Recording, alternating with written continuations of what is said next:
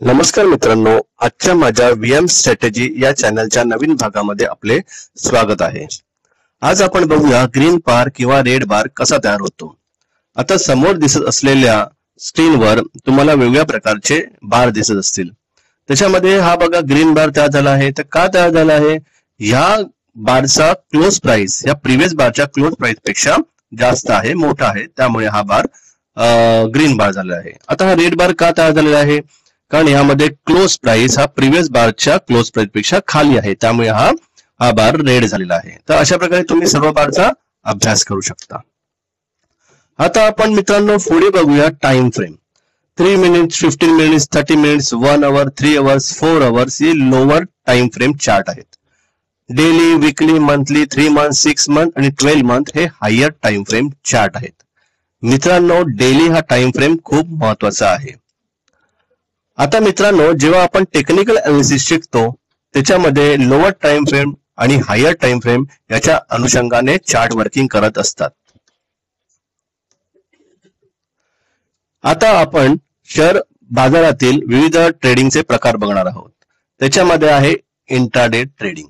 Intraday trading म्हणजे या दिवसात एका दिवसात शेअर खरेदी करतात आणि विकून टाकतात। दुसऱ्या ठिकाणी स्विंग ट्रेडिंग या ठिकाणी शेअर 1 किंवा 2 आठवड्यासाठी घेतले जातात आणि नंतर ते विकले जातात। पोझिशन ट्रेडिंग मध्ये शेअर्स हे दीर्घकालासाठी म्हणजेच काही महिने काही वर्षासाठी घेतले जातात आणि मग ते विकले जातात। डिलिव्हरी ट्रेडिंग म्हणजे यामध्ये शेअर काही आठवडे आणि काही महिने घेऊन ते विकतात। आता आपण मित्रांनो बघणार आहोत ट्रेंड्स म्हणजे काय। आता बघा इकडे स्क्रीनवर दिसत असल्यामुळे प्राइस खाली गेली, पुन्हा वरती आली, पुन्हा खाली गेली, पुन्हा वरती आली, म्हणजेच काय, या प्राइसला कुठेतरी रेजिस्टन्स आहे, अडथळा आहे, त्यामुळे प्राइस वरती न जाता खाली खाली देते।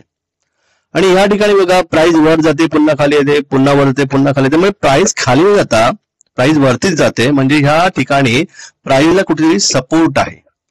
आणि तिसरा प्रकार म्हणजे साइडवेज मार्केट। साइडवेज मार्केटमध्ये प्राइस त्याच रेंजमध्ये फिरते आहे, एक पर्टिक्युलर रेंजमध्ये प्राइस फिरते, प्राइस त्याला साइडवेज मार्केट असे म्हणतात। मित्रांनो, साइडवेज मार्केटमध्ये कधी पण ट्रेडिंग करायची नसते।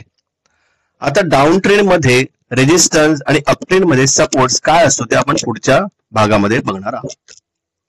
आता आपण मित्रांनो बघूया व्हॉल्यूम म्हणजे काय। व्हॉल्यूम म्हणजे मित्रांनो एक दिवस, तास, काही मिनिटात शेअर्स किती खरेदी केले किंवा करन्सी किती खरेदी झाल्या याला व्हॉल्यूम असे म्हणतात। बघा समोर दिसत असलेल्या चार्ट्स मध्ये व्हॉल्यूम आता हळूहळू वाढतो आहे, त्याप्रमाणे प्राइस पण वर जाते। इथे बघा व्हॉल्यूम कमी होतोय, त्यामुळे प्राइस पण खाली खाली येते। म्हणजे हा जो बाजूचा आहे हा स्ट्रॉंग अप ट्रेंड आहे, तर इकडे हा बाजूचा आहे तो आता अप ट्रेंड वीक झालेला आहे। का कारण आहे? याला कारण एकच आहे, ते म्हणजे व्हॉल्यूम। जर तुम्हाला माझे हे व्हिडिओ आवडत असेल तर नक्कीच तुम्ही माझ्या व्हिडिओला लाईक, शेअर आणि सबस्क्राईब करा, जेणेकरून तुम्हाला माझे नवीन व्हिडिओ तुम्हाला पहिल्यांदा पाहता येतील। तोपर्यंत मित्रांनो, नमस्कार।